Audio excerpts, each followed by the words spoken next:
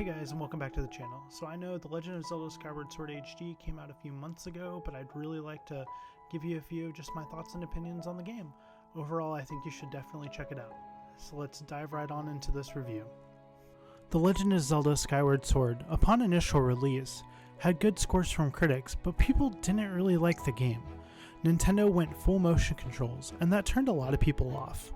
Personally, I only played the Wii version for about an hour before I turned my console off and never looked back. The world and story might have been great, but the controls would have never let that truly shine.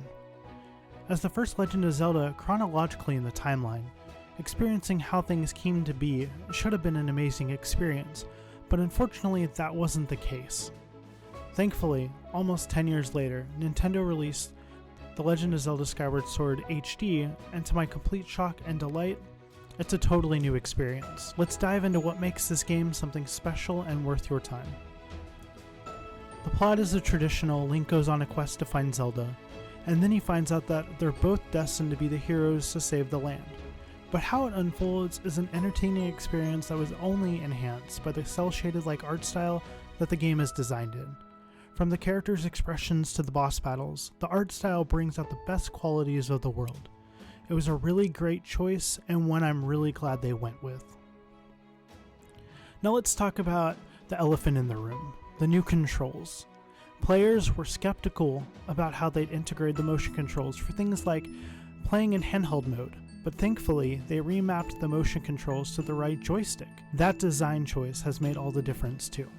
Now having the ability to choose between motion controls or normal controls has given the game versatility and accessibility that wasn't possible in the original game.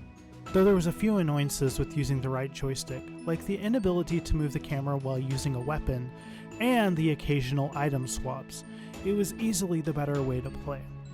I used a Pro Controller for the whole game and I don't regret my decision. I spent about 40 hours in this world and really loved my time. It went from being my least liked The Legend of Zelda to my top 5, and all it took was a revamped control system. I'd highly recommend this to anyone who's been hesitating to pick it up.